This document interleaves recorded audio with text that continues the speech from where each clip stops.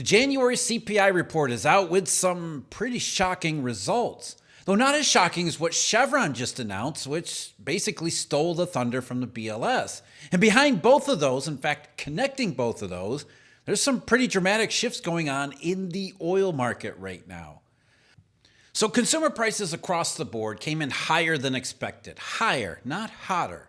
And the reasons for it are all the more the same as what we got this time last year.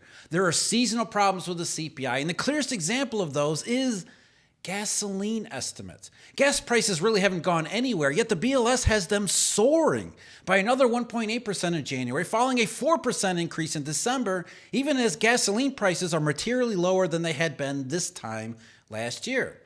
So if gas was actually doing what the CPI has them doing, then Chevron would not have just announced a massive cost-cutting campaign that will reportedly see the company lay off 15 to 20% of its workforce. 15 to 20%.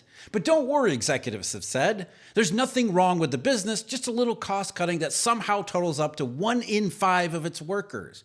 And one of the big reasons why Chevron is going this route is the loss the company reported in its fuel business. Refinery margins had fallen too low for the company to turn a profit. The entire oil market is facing oversupply, which is just a word to use to avoid saying demand ain't there like everyone thought it was going to be, including Chevron. So what's happening in oil belies a whole bunch of government data on the robustness of the economy and the red hotness of consumer prices.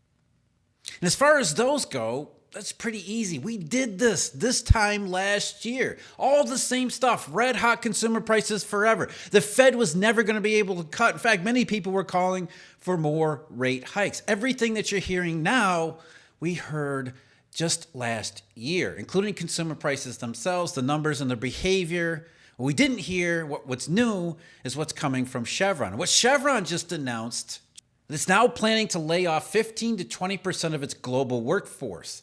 That's what they said Wednesday during an internal employee town hall meeting, at least according to the initial sources. According to Barrons, what they reported is a top company executive told that media outlet layoffs are part of a larger cost-cutting initiative and are not a sign of broader problems at the company. They're just losing money in places where they should be making tons of money. That's nothing to worry about. I think what they really mean is the company's not in danger of being insolvent. They're not running out of cash. They're just simply not performing the way that everyone had expected because the global economy isn't living up to its expectations or what everybody keeps forecasting. The forgot how to grow economy is taking more and more casualties along the way, and Chevron just becomes the latest one. Now, back in December, the Wall Street Journal had reported already they were considering something drastic because of how the economy wasn't performing the way everyone had expected. Back in December, Chevron announced its first budget cut in the shale patch ever since the pandemic. It said it will curb its oil production growth in the Permian Basin while lifting the amount of cash it can wring from the oil field which straddles West Texas and New Mexico. Chevron said it's cutting capital spending globally by $2 billion. That's capital spending. It's also cutting structural costs by up to $3 billion by 2026, which will include job cuts across its operations worldwide, which is the announcement that we just got today. The company didn't say how many jobs would be affected, and it turns out it's a gargantuan proportion, 15 to 20% of all their entire global workforce. So after years of pumping more and more money into the Permian, Chevron is shifting gears with a plan to spend as much as 10% less in the busiest U.S. oil field in 2025. And that doesn't sound like things are expected to pick up all that much. They're not expecting a roaring high oil prices that are going to lead to 1970 style inflation, or what everyone imagines of 1970 style inflation. What Chevron is instead doing is recognizing how things are not living up to all those expectations set when they were pouring tons of money into the Permian Basin and elsewhere around the world, expecting that China was going to get its crap together, that the U.S. was going to live up to its hype, that Europe was eventually going to turn itself around. None of those things are actually happening. And so recognizing how none of those are likely to happen, forgot how to grow around the world, they're now forced into some drastic measures to align their operations with reality. Not inflationary reality, but reality of the world that forgot how to grow. So what Chevron reported, according to CNBC, of its latest earnings, the oil major missed Wall Street's earnings expectations for the fourth quarter. Chevron's fuel business, this is an important part, posted a loss of $248 million in the quarter, compared to a profit of 1.15 billion in prior year period, as refining margins have fallen. Refining margins, something we keep pointing out with low gasoline prices, refining margins have fallen because demand that was supposed to be there isn't there. Everyone was expecting the economy to pick up in the United States, not just around the rest of the world. They were expecting demand to be robust. And so they forecast energy use growth to be way up here, and it keeps coming in way below that. It keeps disappointing. It doesn't pick up like everyone has expected. So they're all thinking that maybe there'd be a downturn, a slowdown in 2023, maybe the first half of 24, but by the end of 24 into 25, everyone was expecting everything would be going in the other direction. And instead, what happened is forgot how to grow. So you look at gasoline prices, wholesale gasoline prices, not the stuff that's in the CPI report, which I'll get to in a minute. Wholesale gasoline, even today, just $2.13 a gallon into CME. $2.13 a gallon is way below where it had been this time last year and this time the year before and the year before that. Gasoline prices are supposed to be rising because it's winter, and that's what gasoline prices do in the winter. But yet they're continuing to stay low, which is pressuring these oil companies, especially in their fuel business, because it means that margins can't expand, they can't turn a profit, and it's all due to the fact that demand is not living up to expectations. The forgot how to grow economy is now leading to we need to change our business. And it's not just Chevron. This is just one of the first ones that we're going to be hearing about who are now actively laying off lots of workers, lots of good paying jobs too. As far as the general oil market behind gasoline, the oil market WTI futures is starting to really get close to contango. And it's changed right around February 4th, so just the last couple weeks, last week and a half or so. Having been afraid of an oversupply situation, the curve has gone back and forth, interspersed with these periods of geopolitics intruding. Back in January, we had the outgoing Biden administration implement sanctions, really tough sanctions on Russia, which even the Indians said they were going to abide by, which threatened even more oil supply coming off the marketplace. And so oil prices spiked, the curve itself spiked into steep backwardation, but it didn't last very long because, again, demand does not live up to its end of the bargain. So as of today, the March 2025 futures contract in WTI, which is the front contract, back down to $71.60 per barrel. But more importantly, the April contract, the one next to it, was just $71.44, or a 1-month calendar spread of only 16 cents. The more important benchmark 3-month calendar spread is 74 cents. So you see the real narrowing and backwardation to the point where the curve is now, like early December, last time we were talking about oversupply fears, the curve is very close to contango, which has to be factoring in Chevron's position. I don't mean the short run, but the fact that these short run changes are validating the idea of oversupply, weak demand, therefore oil prices are not going to turn around, refining margins are not going to turn around.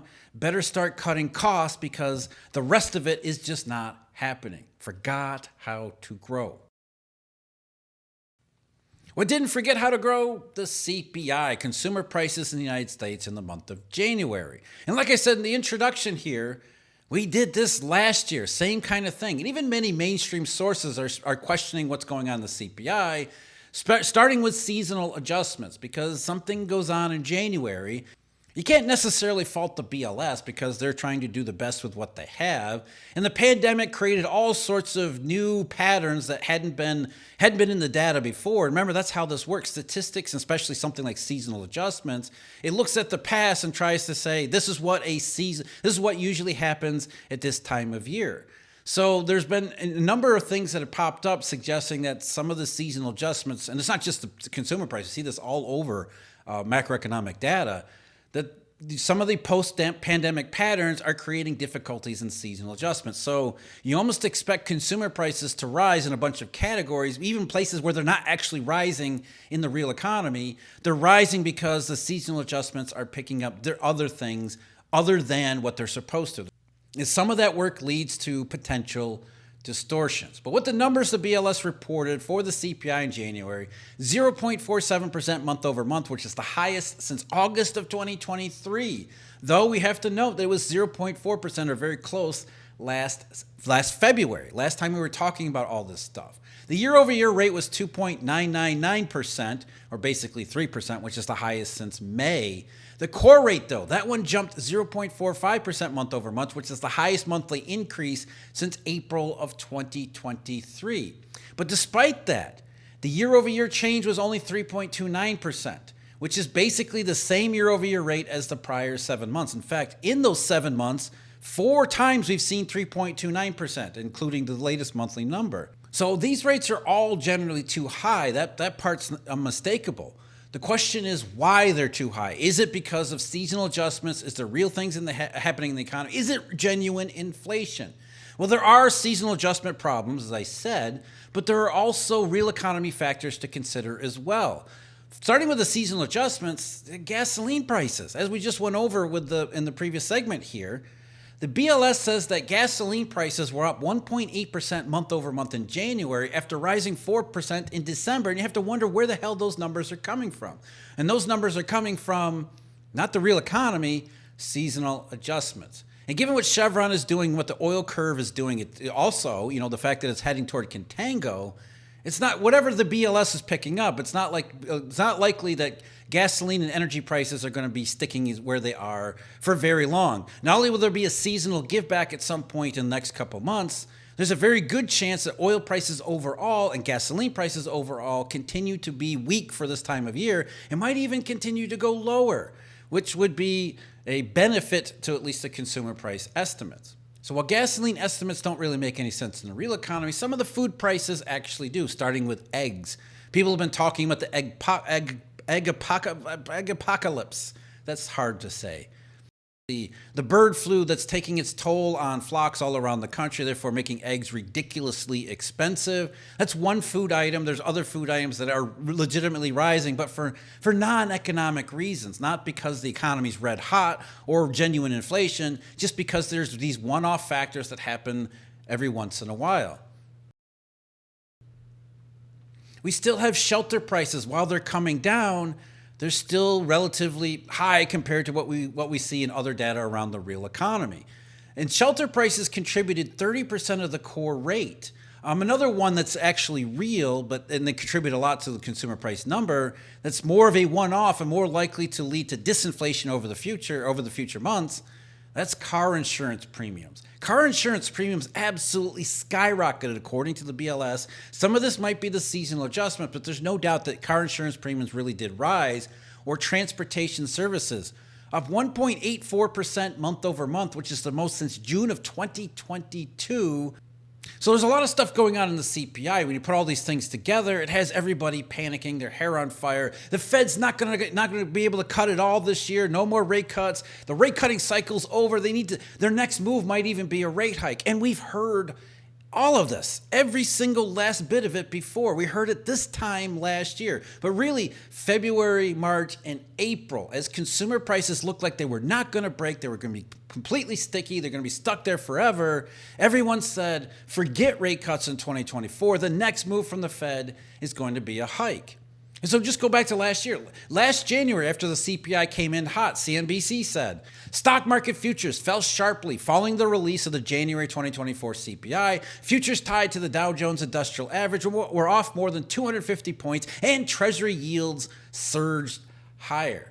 By the time you get to March and April, the Fed was never going to be able to cut rates. Inflation was here to stay. It was 1970s all over again. In fact, CNN reported inflation slowed substantially in 2023 as the Fed lifted rates to nearly a quarter-century high and held them at that level since last July, which was July 2023.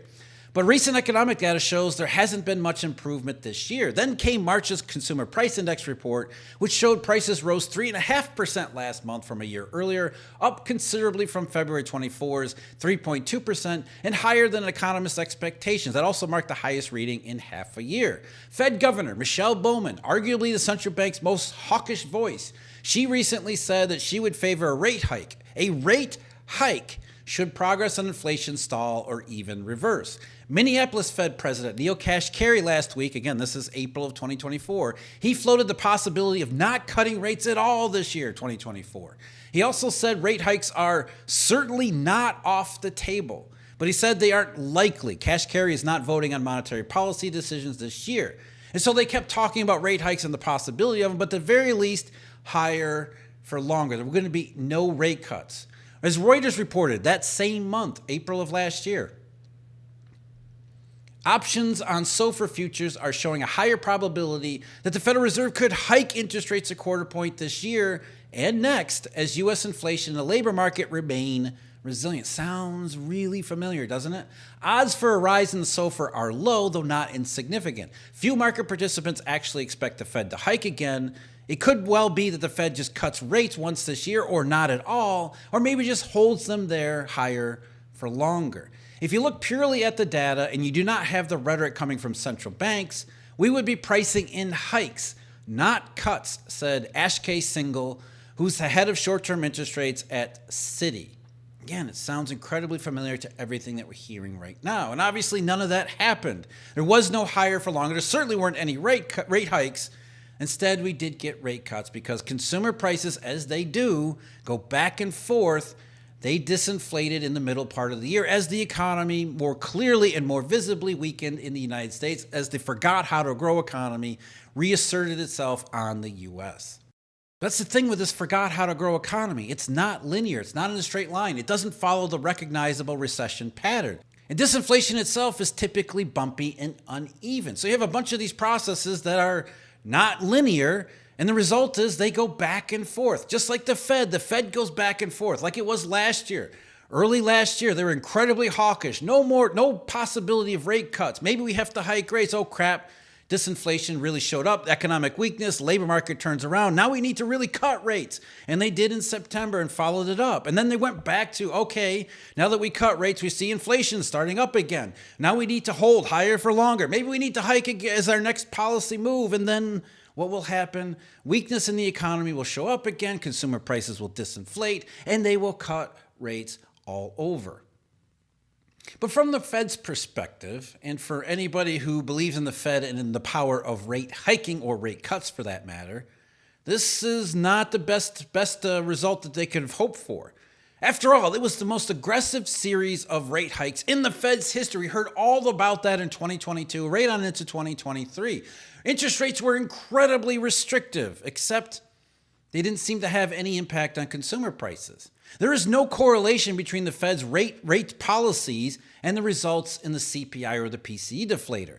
The PCE deflator, CPI, consumer prices, the real economy, the whole thing seems to be completely uncorrelated to the central bank's main policy lever. It's as if the consumer prices and the real economy are doing their own thing for reasons and factors that have nothing to do with Jay Powell and the FOMC. So you have a bunch of stuff thrown in the CPI, some of which is familiar, some of which is seasonal, some of it's just real one-offs that are going to make it that much more difficult for consumers that are already struggling. Egg prices is a big one. Car insurance premiums, that's going to really hurt and really sting. It's going to really lead to more weakness in the real economy over the months ahead. Not accelerating consumer prices, the opposite, just like when we see oil prices spike. But in the oil market, we're not getting a spike now. We're getting the market that says things are incredibly weak. Big oil companies that were making bundles and boatloads of profits off of oil kept forecasting demand to keep up with prices, and demand never did. Instead, it continues to disappoint year after year after year, to the point now Chevron is saying, we got to get rid of a fifth, maybe as much as a fifth of our entire global workforce, because we don't see this sucker turning around. The economy forgot how to grow, and it is taking casualties. It's taking more casualties in the business world after taking a ton of casualties in the consumer world. So any increase in consumer prices that are legitimately happening in the real economy are only going to add more pain and pressure to the world that forgot how to grow. With the oil business struggling as much as it is, would anybody really be surprised that the car business is struggling even more? Went over the latest details there. They're not looking good. Video link below. As always, thank you very much for joining me. Huge thank you, Eurodollar University members and subscribers. And until next time, take care.